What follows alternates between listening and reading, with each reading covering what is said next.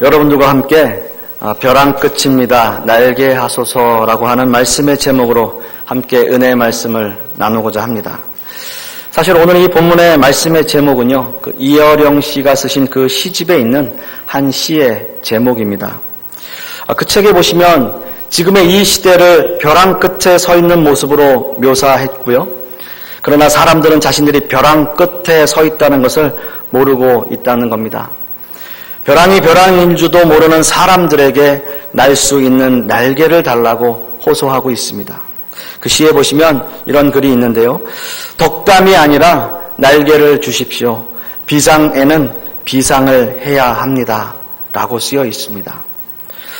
오늘 본문의 저자 역시 그 시대를 바라보면서 벼랑 끝이라고 외치고 있습니다.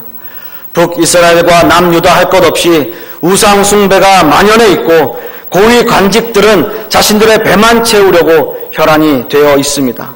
심지어 자신들의 적인 아수르에게 아부를 떠는 정치권들이 있는가 하면 애굽에게 아부를 떠는 정치인들이 있어서 한 나라 안에서도 서로 친아수르파와 친애굽파로 나뉘는 현상까지 벌어지게 되었습니다. 결국 미가 선지자는 하나님의 말씀을 거역하고 있는 이스라엘이 곧 멸망할 것이라는 예언을 합니다. 그리고 얼마 있지 않아 북이스라엘의 멸망을 바라보게 되는 것이죠. 어떻게 보면 당연합니다. 하나님의 말씀을 거역하고 이방신들을 우상으로 섬기는 이스라엘의 멸망은 당연한 것처럼 보입니다. 벼랑 끝에 서 있던 이스라엘 민족이 결국은 벼랑이 있다는 것을 인식하지 못한 채 낭떠러지고 떨어지고 마는 것이죠. 벼랑 끝을 경험하고 있는 이스라엘 민족들에게 미가 선지자는 과연 무슨 말씀을 전하고 싶었을까요? 어떤 말씀이 지금 이스라엘 민족에게 가장 절실한 말씀이었겠습니까? 그것은 아마도 하나님께서 그들을 다시 회복하실 것이고 모든 믿는 자에게 구원을 베푸실 것이라는 그 말씀을 전하고 싶지 않았겠습니까? 그 메시지는 바로 희망의 메시지였습니다. 희망을 잃지 말아라. 반드시 하나님은 너희를 구원하실 것이고 하나님은 너희를 결코 버리시지 않으신다. 지금은 너희 나라가 멸망했고 지금은 너희가 포로로 끌려가지만 하나님께서 너희를 다시 회복하실 것이고 흩어진 너희를 다시 부르실 것이다. 그러므로 희망을 가지고 포기하지 말라는 겁니다. 벼랑 끝에서 날게 하시는 그 하나님의 능력을 바라보게 되는 것이죠. 여러분 이 말씀을 믿으십니까? 미가 선지자는 이스라엘의 멸망만 선포한 것이 아닙니다. 물론 하나님의 말씀을 거역하고 하나님의 말씀에 순종하지 않는 이스라엘의 멸망을 선포하긴 했지만 그것으로 끝난 것이 아니라 이스라엘의 회복 또한 선포하고 있는 것입니다. 지금 이 백성들이 고난을 당하고 있지만 그들에게 희망이 있었던 것은 바로 메시아를 기다리는 희망이 그들에게 있었기 때문인 것이죠. 그리고 하나님이 정하신 그때에 다시 회복하실 것이라는 소망을 가지고 있었기 때문에 미가 선지자는 그 희망의 끈을 놓지 않고 있었던 것입니다. 그렇다면 미가 선지자가 말씀하는 그 회복의 의미는 과연 무엇일까요? 미가 선지자는 그 이스라엘 민족들이 무엇이 회복되길 간절히 바라고 있었던 것일까요? 사랑하는 성도 여러분, 그것은 의외로 간단한 일이었었어요. 그리고 그것은 굉장히 기본적인 일이었었어요. 하나님을 믿는 이스라엘 백성들에게 가장 기본이 되는 것, 그것을 지금 회복하길 바라고 있는데 과연 그것은 무엇이겠냐라는 거죠. 첫 번째는요, 예배의 회복을 의미하고 있습니다. 오늘 읽은 본문 말씀 4장 1절 말씀을 보시면 끝날에 이르러는 여호와의 전에 산이 산들의 꼭대기에 굳게 서며 작은 산들 위에 뛰어나고 민족들이 그리로 몰려갈 것이라 라고 말씀하고 있습니다. 오늘 본문에서 끝날에는 이라는 의미는 짧게는 이스라엘의 해방을 의미하기도 하지만요, 온 인류에 대한 하나님이 정하신 때를 의미하기도 하는 겁니다. 다시 한번 말씀드려서 하나님께서 정하신 때가 되면 여호와의 전의 산, 즉 세상의 교회와 예수 그리스도를 믿는 모든 자들이 하나님의 전으로 몰려올 것이다 라고 하는 말씀입니다. 이 말씀을 현 시대의 교회에게 적용한다는 어떤 의미일까요? 그것은 회복이고 그것은 부흥입니다. 하나님이 정하신 때가 되면 진실한 하나님의 교회가 굳게 설 것이고 회복이 있을 것이고 부흥이 일어날 것이다 라는 말씀인 것이죠. 아마도 미가 선지자가 이스라엘 민족들에게 회복의 소망을 알려주기 위해서 가장 그들에게 하고 싶은 말씀 아닐까요? 아니, 지금 이 시대의 교회들에게도 가장 하고 싶은 말씀일 것입니다. 아니, 어떻게 보면 지금 우리 교회에도 가장 듣고 싶은 말씀이 이 말씀 아닐까요? 회복하고 부흥하는 겁니다. 하나님의 백성들이 작은 산들 위에 굳게 설 것이며 너희는 세상 가운데 우뚝 설 것이고 모든 믿는 백성들은 너희에게로 몰려올 것이다. 성도 여러분, 저는 이 말씀이 듣기만 해도 가슴이 뜨거워져요. 이 말씀을 듣기만 해도 가슴이 미어져요. 간절히 소원하기는 우리 교회에도 이런 하나님의 선포가 있기를 간절히 소원합니다. 이런 교회를 여러분 희망하십시오. 따라서 미가 선지자는 이스라엘 민족에게 끝날 애는 이라고 말하고 있는 거예요. 지금은 힘들지만, 지금은 온 나라가 망하고 멸망하고 포로로 끌려가겠지만 반드시 하나님이 회복하실 것이고 다시 일으키실 그 날이 우리에게 있다라고 하는 희망의 메시지를 선포하는 것이죠. 여러분, 아무리 힘들고 어려운 일이 있다 하더라도요, 그 일에 끝이 있다면 참고 견딜 수 있는 겁니다. 여러분, 우리의 인생을 한번 생각해 보십시오. 과거를 한번 회상해 보면요, 참 힘들고 어려운 일들이 많았어요. 그런데 어떻게 그 일들의 끝이 났어요. 그래서 생각해 보면, 그때는 참 힘들었는데, 그때는 참 어려웠는데, 이런 생각을 해요. 그러면서도요, 그 일 다 지나고 나면 사실 아무것도 아닌데, 이러면서 과거를 회상해요. 언제나 끝이 있었습니다. 그런 의미에서 본다면 만약 지금 이 시간, 이 고통의 시간이 우리에게 있다면 분명히 말씀드리지만 이 또한 지나갈 것이고요. 반드시 끝이 있을 겁니다. 남자분들은 이런 예를 들어볼까요? 다들 군대 다녀오셨잖아요. 힘들고 어려운 시간이지만 시간은 가요. 남자분들은 이런 말씀 하시잖아요. 국방부 시계는 돌아갑니다. 끝이 있어요. 제대를 하게 됩니다. 그래서 견뎌요. 여자분들도 마찬가지 아니겠습니까? 아이를 가지시잖아요. 정말 힘들잖아요. 10달 동안 아이들 품고 힘들잖아요. 근데 끝이 있잖아요. 해산의 고통이 있지만 그 아이를 갖는다는, 그 아이를 걷는다는 그 기쁨이 있잖아요. 그래서 끝이 있잖아요. 여성분들에게는 제가 욕을 먹을지 모르겠지만 10달의 산고의 고통이 아니라 끝이 없다면요. 아마 속으로 저 목사님 그 고통스러운 일을 어떻게 또 이렇게 말씀하시나 속으로 욕하실 수도 있어요. 어찌됐든 10달을 품고 그 아이를 갖는 그 기쁨, 힘들지만 견디는 거죠. 끝이 있다는 거죠. 또한 오늘 본문 말씀에서 여호와의 전의 산이 산들의 꼭대기에 굳게 서며라고 말씀하고 있는데요. 여기서 굳게 섰다라고 하는 것은 예배가 회복되었다라고 하는 의미를 가지고 있습니다. A.W. 토저 목사님은요, 예배인가 쇼인가라고 하는 책에서 예배에 대한 중요성을 이렇게 말씀하고 있어요.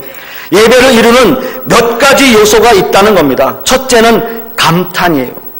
예배하지 않고 감탄하는 것은 가능하지만 감탄 없이 예배하는 것은 불가능하다라고 하는 겁니다. 두 번째는 존경이에요. 우리가 존경하지 않는 대상을 예배할 수는 없다는 겁니다. 세 번째는요, 매혹 또는 경이로움이라고 말할 수 있는데요.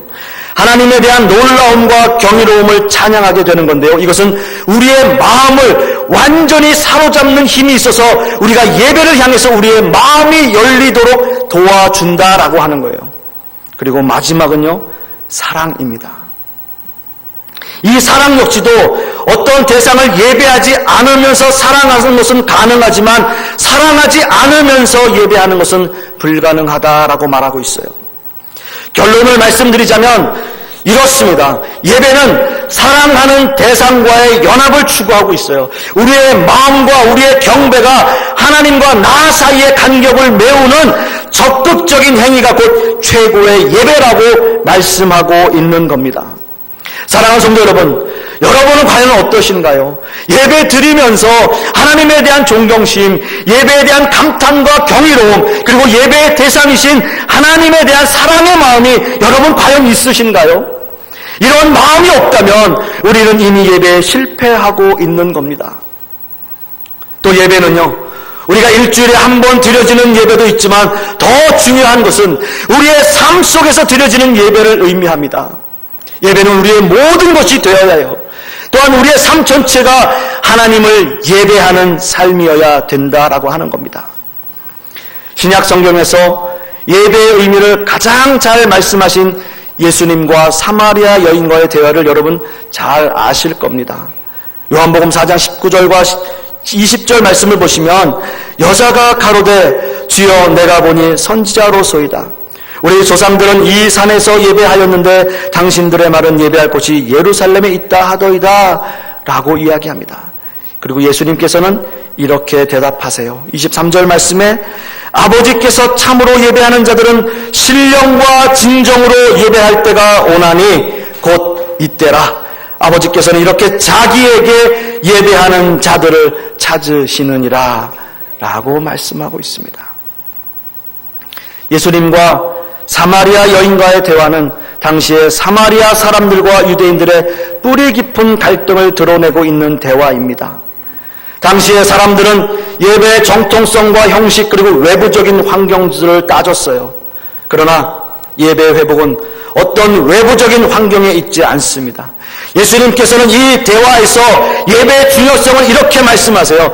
예배는 진심으로 진정한 마음으로 드려지는 예배를 말하고 있는 겁니다. 어떤 형식이나 전통이 중요한 것이 아니라 얼마나 진실한 마음으로 얼마나 전심으로 하나님께 나의 온 정성과 마음을 드리느냐라고 하는 겁니다. 사랑하는 성도 여러분, 우리에게 힘들고 어려운 일이 있다면, 고통 가운데 있다면 우리의 삶에서 예배의 모습을 한번 되돌아보십시오. 과연 내가 신령과 진정으로 예배를 드리고 있는가? 그리고 내 삶이 예배하는 삶인가? 내 삶이 예배를 중심으로 살아가고 있는가? 여러분, 여러분들의 신앙을 다시 한번 점검해 보십시오. 사랑하는 성도 여러분, 우리의 삶이 주님께 드려져야 할 것입니다. 예배는 신자에게 날개와도 같아요. 신자가 벼랑 끝에 서 있다면 날 수 있는 날개, 그것이 바로 예배입니다. 내 삶에서 예배가 회복되길 간절히 바랍니다. 그리고 우리의 교회 또한 진정한 예배가 회복되는 교회가 되었으면 합니다. 미가 선지자가 말씀하고 있는 그 부흥이, 그 회복의 역사가 지금 우리 교회에도 있기를 간절히 소원하는 겁니다. 이제 마지막 두 번째는요, 말씀의 회복을 의미하고 있습니다. 오늘 읽은 본문의 말씀 2절 말씀을 우리가 다시 한번 보시겠습니다. 곧 많은 이방 사람들이 가며 이르기를 오라 우리가 여호와의 산에 올라가서 야곱의 하나님의 전에 이르자.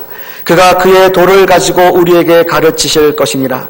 우리가 그의 길로 행하리라 하리니 이는 율법이 시온에서부터 나올 것이요 여호와의 말씀이 예루살렘에서부터 나올 것임이라 라고 말씀하고 있습니다. 오늘 우리가 함께 읽은 이 본문의 내용은 교회로 모인 모든 믿는 백성들이 이제 선포되어지는 말씀을 통하여 그 말씀대로 배우고 그 말씀대로 행해야 한다라고 하는 말씀의 선포입니다. 이 말씀의 선포에서 이 신자의 올바른 반응은 배우고 따르는 겁니다. 예배의 기본 조건은 바로 말씀을 올바로 배우고 그 말씀대로 실천하기 위한 것이어야 하는 것이죠. 당시에 미가 선지자와 비슷한 시기에 활동하고 있던 아모스 선지자의 말씀입니다. 이스라엘 민족에게 하나님의 말씀이 선포되어지지 않는 것이 얼마나 큰 심판임을 단적으로 드러내고 있는 말씀입니다. 아모스서 8장 11절과 12절 말씀을 보시면 주 여호와께서 가라사대 보라 날이 이를지라 내가 기근을 땅에 보내리니 양식이 없어 주림이 아니며 물이 없어 가람이 아니요 여호와의 말씀을 듣지 못한 기갈이라. 사람이 이 바다에서 저 바다까지 북에서 동까지 비틀거리며 여호와의 말씀을 구하려고 달려 왕래하되 얻지 못하리니 라고 말씀하고 있죠. 아무리 사람들이 하나님의 말씀을 듣고 싶어도 들을 수 없었습니다. 이미 하나님께서 이스라엘을 아수르에게 그리고 바벨론에게 멸망시키기로 작정하신 그러한 때입니다. 이렇게 하나님은 하나님의 백성들을 이끌어 가시기 위해서 이스라엘 민족에게 회개의 기회를 주시기도 하지만 그들을 징계하시기도 한다는 것이죠. 어느 한 책에서 제가 이런 글을 보았습니다. 한 10살짜리 어린 아이가 엄마에게 청구서를 써 놓았습니다. 동생을 돌봐준 값 1,000원, 방 청소한 것 1,000원, 아빠 구두 닦아준 것 1,000원, 엄마 심부름한 것 1,000원, 시험에 100점 맞은 것 1,000원. 합계가 얼마일까요? 합계 5,000원. 이 5,000원을 내일까지 이 아들에게 지불해 주시기 바랍니다 라고 엄마의 화장대 위에 써 놓았어요. 엄마가 그 청구서를 보았습니다. 그리고 그 아들에게 엄마도 청구서를 썼습니다. 엄마도 아들에게 그 청구서를 썼는데 내용은 이렇습니다. 너를 뱃속에 품고 10달을 있었던 것 얼마일까요? 네? 얼마요? 얼마일까요? 네? 무료. 영원. 저 설교 들으셨나? 오전 예배 때? 어떻게 아셨지? 너를 뱃속에 품고 10달을 있었던 것 공짜. 10년 동안 먹이고 입혀준 것 얼마일까요? 공짜. 너 아파서 병원에 데려다 준 것 얼마요? 공짜. 뒷집 유리 깨트린 거 물어준 거 공짜. 앞으로 너를 양육하는 데 들어가는 돈 공짜. 그래서 합계 얼마요? 공짜. 이것이 부모의 마음이죠.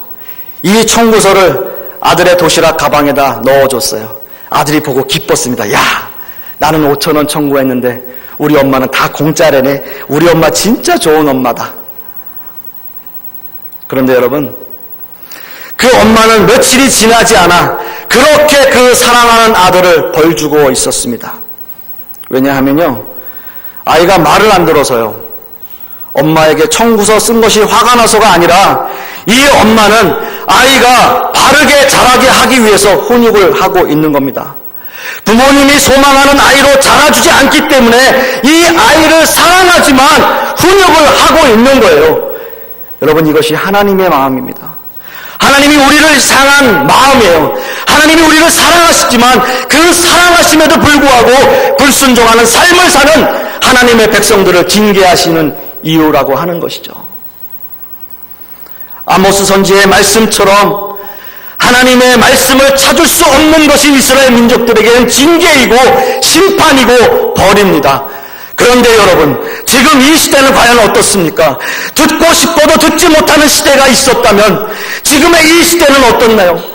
언제나 들을 수 있는 말씀들, 내가 듣고 싶을 때 언제든지 들을 수 있는 말씀들이 있는데 그 말씀들은 우리 마음속에 새겨지지 않고 있어요.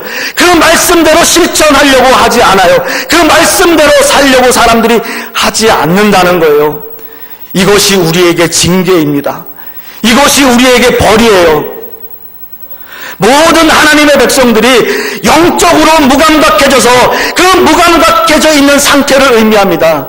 이렇게 영적으로 깨어있지 못하는 성도들을 하나님께서는 훈육하시고 하나님께서는 징계하시고 하나님께서는 벌하십니다. 사랑하는 성도 여러분, 우리 자녀들에게 가장 원하는 것이 무엇일까요? 물론 신앙인으로 자라는 그 아이들이 좋은 신앙을 갖게 하는 것, 그것은 어떻게 보면 기독교인들에겐 기본일 거예요. 그런 거 말고요. 솔직히 공부 잘하고 출세하는 거 바라지만요, 사실 아이가 한번 아파보세요. 그 아이 붙잡고 아휴 그냥 건강하게만 자라다오.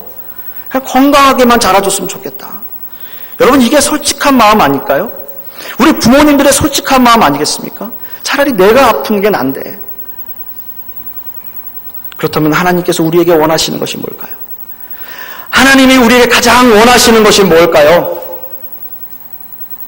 미가서 6장 6절에서 8절 말씀을 보시면 이렇게 기록되어 있습니다. 내가 무엇을 가지고 여호와 앞에 나아가며 높으신 하나님께 경배할까? 내가 번제물로 1년 된 송아지를 가지고 그 앞에 나아갈까? 여호와께서 천천의 순양이나 만만의 강물 같은 기름을 기뻐하실까? 내 허물을 위하여 내 맏아들을, 내 영혼의 죄로 말미암아 내 몸에 열매를 드릴까? 사람아, 주께서 선한 것이 무엇임을 내게 보이셨나니 여호와께서 내게 구하는 것은 오직 정의를 행하며 인자를 사랑하며 겸손하게 내 하나님과 함께 행하는 것이 아니냐. 하나님이 원하시는 거라고요. 번제물로 1년 된 송아지, 이것이 그때 당시에 가장 좋은 번제물이었는지 모르겠어요. 천천의 순양, 자신의 맏아들을 바칠 정도의 헌신, 내 몸의 열매. 하지만 하나님이 진정으로 원하시는 것은요, 정의, 올바른 삶의 태도를 의미하고 있고요, 인자, 친절한 모습과 자비로운 행동, 그리고 마지막으로 겸손. 내 자신을 아는 것, 내 자신이 낮아지는 것.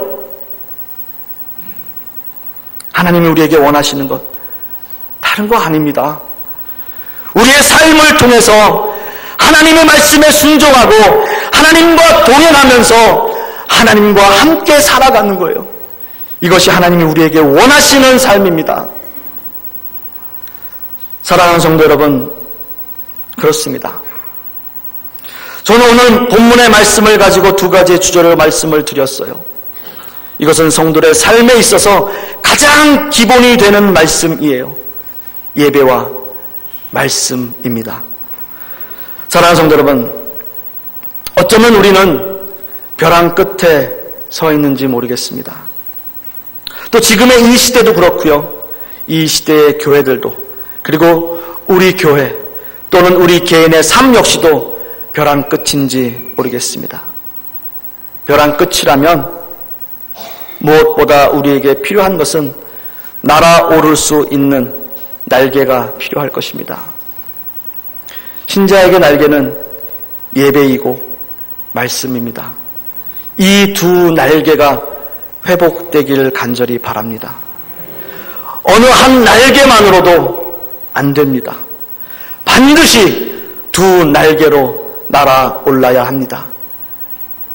그래서 예배가 회복되고요, 말씀이 회복되는 역사가 우리에게 있기를 간절히 소원합니다. 벼랑 끝입니다. 우리에게 날개를 주시옵소서. 우리에게는 희망이 있습니다. 그 희망은 하나님이 우리에게 주시는 희망입니다.